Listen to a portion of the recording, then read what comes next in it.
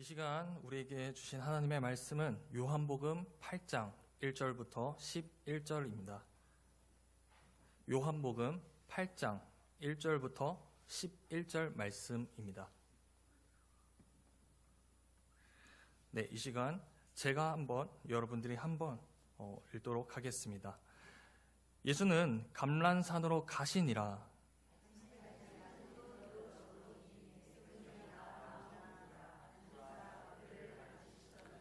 서기관들과 바리새인들이 음행 중에 잡힌 여자를 끌고 와서 가운데 세우고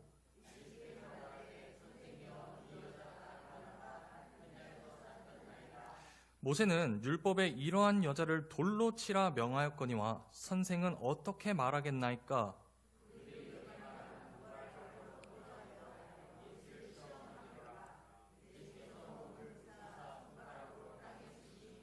그들이 묻기를 마지 아니하는지라. 이에 일어나 이르시되 너희 중에 죄 없는 자가 먼저 돌로 치라 하시고 그들이 이 말씀을 듣고 양심의 가책을 느껴 어른으로 시작하여 젊은이까지 하나씩 나가고 오직 예수와 그 가운데 섰는 여자만 남았더라.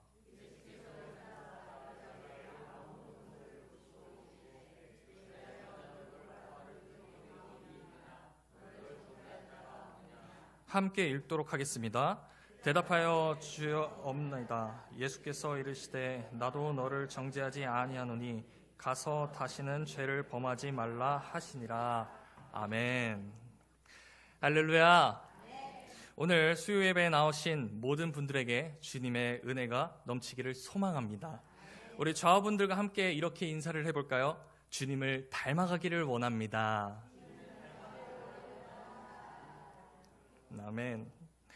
오늘 본문은 신앙생활을 오래 하신 분들도 그렇지 않은 분들도 많이 알고 계시는 본문입니다. 오늘 본문의 내용은 예수님께서 감람산에 올라가셨다가 아침에 다시 내려오셔서 성전으로 가셨습니다. 그러자 백성들이 예수님의 가르침을 받기 위해 다 나왔습니다. 그런데 이때 바리새인과 서기관들이 음행 중 잡힌 여인을 끌고 나와서 예수님께 물었습니다. 모세의 율법에 의하면 간음한 여인은 돌로 쳐 죽여야 하는데 어떻게 해야 하느냐는 물음이었습니다. 그리고 예수님은 답 대신에 허리를 굽혀 땅에 글을 쓰시면서 죄 없는 자가 먼저 치라고 하시자 모든 사람이 떠나갔다는 본문입니다. 저는 오늘 이 본문을 가지고 어디에 서 계십니까? 라는 제목의 말씀으로 함께 은혜를 나누려고 합니다. 이제 조금 더 자세하게 본문을 살펴보도록 하겠습니다. 요한복음 8장 3절의 말씀입니다. 우리 다 함께 읽도록 하겠습니다.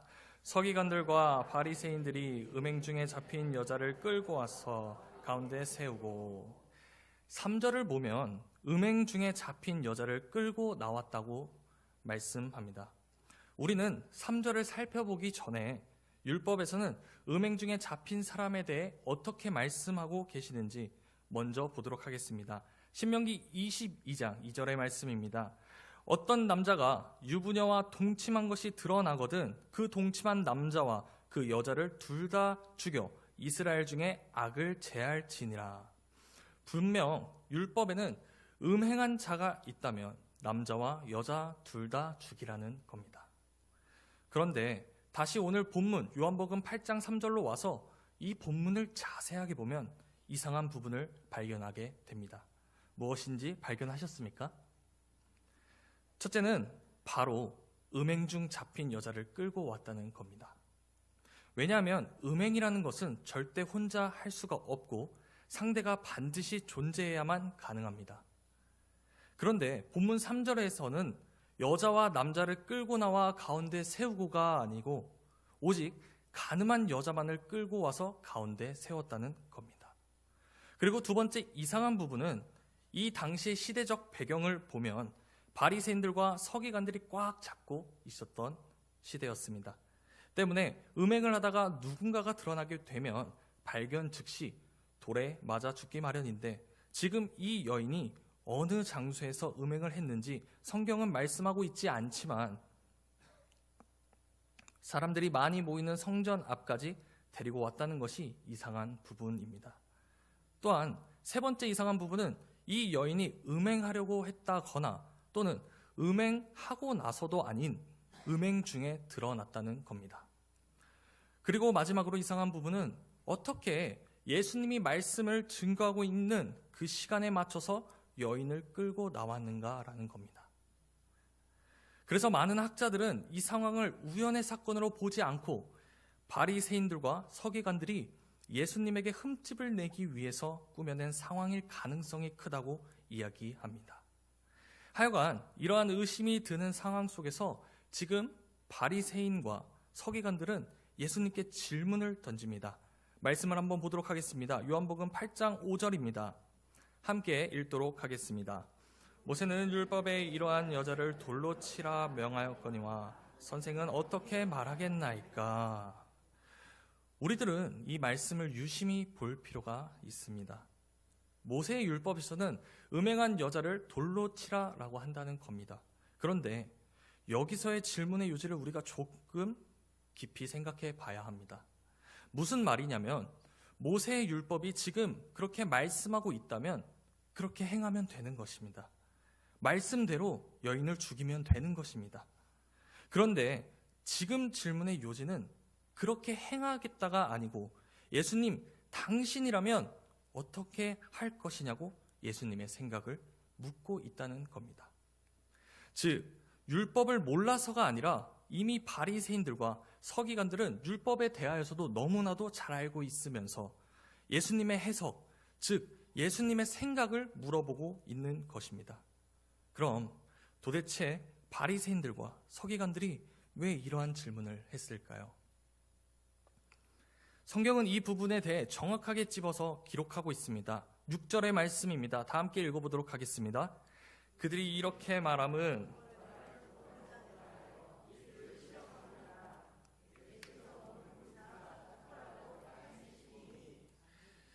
예수님을 시험하기 위해서라고 말씀을 합니다. 그럼 이들이 왜 예수님을 시험에 빠뜨리려고 했냐는 겁니다. 요한복음 7장 45절을 보니까 아랫 사람들이 대제사장들과 바리새인들에게로 오니 그들이 묻되 어찌하여 잡아오지 아니하였느냐라며 말하고 있습니다. 즉 지금 대제사장들과 바리새인들은 지속적으로 예수님을 잡으려 하고 있다는 겁니다. 그런데 아직까지 예수님을 잡지 못하자 지금 이들은 가늠한 여인을 통해서 예수님을 함정에 빠뜨리려 잡으려고 머리를 굴렸던 것입니다.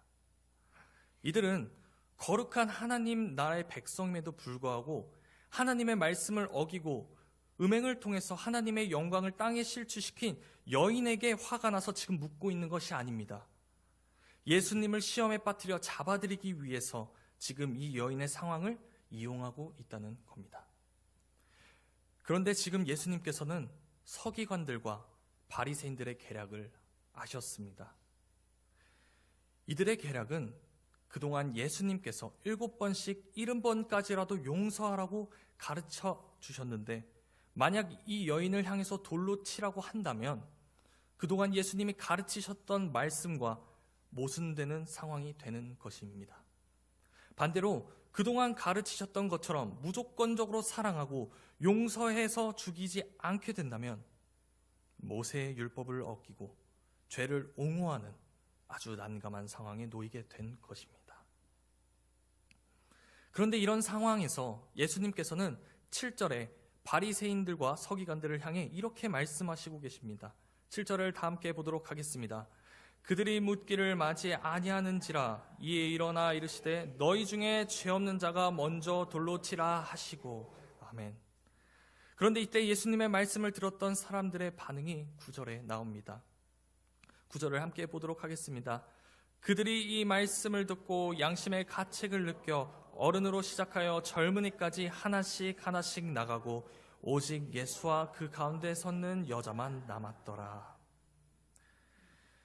이 말씀을 해석하기 위해서 여러 자료를 찾던 중 한 목사님의 설교를 듣게 되었습니다. 그중 이런 내용이 있어서 소개하려고 합니다.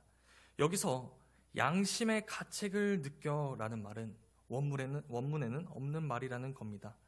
양심의 가책이라는 것은 나의 죄를 인정하고 반성하여 회개한다는 것입니다.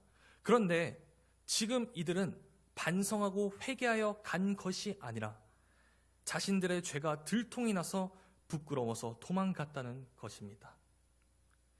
결국 음행한 여자를 죽이기 위해서 모였던 사람들, 즉 어른으로부터 젊은이까지 한 명씩 나가고 이제 남은 사람은 예수님과 여인뿐이었습니다. 다시 말해 이 말은 무엇이냐면 너희 중에 죄 없는 자가 먼저 돌로 치라라는 말씀 앞에 그 자리에 있는 모두가 죄인이기 때문에 그 자리를 떠났지만 오직 죄가 없으신 예수님만 남았다는 것입니다. 즉 예수님을 제외한 이 땅의 모든 사람은 다 죄인이라는 것입니다. 그러면서 예수님은 10절, 11절에 여인에게 이렇게 우리는 바리새인들과 서기관들 혹은 음행한 여인 중 어디에 서 있는 자냐고 물어보고 있는 것입니다. 오늘 본문에서는 두 부류의 사람을 보여주고 있습니다. 하나님의 말씀을 알지만 그 안에 담긴 깊은 뜻을 깨닫지 못해 하나님의 말씀으로 생명을 살리고 영혼을 살리는 것이 아니라 죽이고 있는 바리새인과 서기관들의 모습과 자신의 죄로 인해 많은 사람들이 자신을 죽여야 한다고 이야기하였지만 유일하게 자신의 죄를 알면서도 나를 정죄하지 아니하고 나의 죄를 용서하여 주시는 예수님을 보며 내가 지금 할 수 있는 것은 눈앞에 놓인 예수님만을 의지할 수밖에 없던 여인의 자리. 이 본문을 묵상하면서 나는 어디에 서 있나라는 생각을 해보았습니다. 성도님들의 세월에는 비교할 수 없는 짧은 시간이지만 저의 지금까지의 신앙생활을 돌아봤습니다. 그런데 저의 모습은 바리새인 서기관들의 모습과 같았던 것을 알았습니다. 모태신앙으로 태어나 목회자 자녀로서 살아오면서 예수님을 인격적으로 만나기 전에 교회의 시스템을 먼저 알게 되었고 율법적인 행위를 먼저 배웠던 것 같습니다. 또한 전통에 따라 문화에 따라 해야 할 것과 하지 말아야 할 것을 먼저 배웠습니다. 그러면서 내 안에는 연약한 자를 보며 사랑으로 품어주고 기도하여 주는 것이 아니라 마음의 손가락을 들어 정죄하였던 나의 모습을 발견했습니다. 자신의 연약함을 보지 못한 채 말입니다. 성도 여러분들은 지금 어디에 서 계십니까? 나는 새벽 예배, 수요 예배, 금요 예배, 주일 예배 빠지지 않아. 나는 성경 말씀을 매일 읽어. 나는 하루에 1시간 이상은 매일 기도해. 나는 선교하고 구제하고 말씀대로 살아가. 그렇기에 나는 다른 사람과 달라. 나는 저 사람과 달라.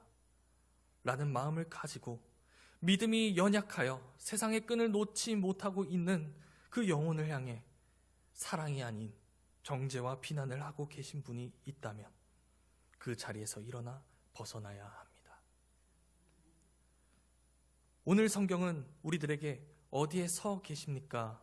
라는 질문을 던짐과 동시에 그 질문에 대한 답을 알려주고 있습니다. 자신이 부족한 것을 알고 자신이 죄가 많은 것을 알아 수많은 사람들이 자신을 돌로 쳐 죽이려고 할 때 아무런 말 없이 자신의 죄에 대한 결과를 기다려야 하는 여인의 자리. 그러나 모든 사람들이 나를 죽어 마땅한 자라고 생각하고 자신마저도 죽어 마땅하다고 생각하지만 유일하게 예수님만은 나를 향하여 나도 너를 정죄하지 않겠다라고 말씀하고 계십니다. 또한 내가 온 것은 세상을 심판하려 함이 아니요 세상을 구원하려 함이로라 라고 말씀하시며 내가 너의 모든 죄를 짊어지기 위해 내가 왔단다라고 말씀하고 계신 것입니다. 사랑하는 성도 여러분, 우리들은 언제나 변질될 수 있는 존재입니다. 처음에는 새로운 마음을 가지고 예수님을 닮아가기 위해 달려가지만 자칫 잘못하면 나도 모르는 사이에 예수님을 향해 달려가는 것이 아닌 이전의 나의 모습으로 돌아가려고 합니다.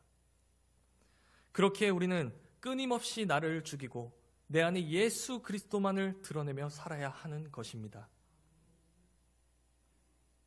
이제부터 목장 공동체로서 함께 예배하고 또 나누게 됩니다. 그런데 그러다 보면 때론 우리의 연약한 모습이 드러날 수 있습니다. 아직 벗지 못한 세상의 때가 있을 수도 있습니다. 그러나 그럴 때마다 나의 연약함을 생각하고 돌아보며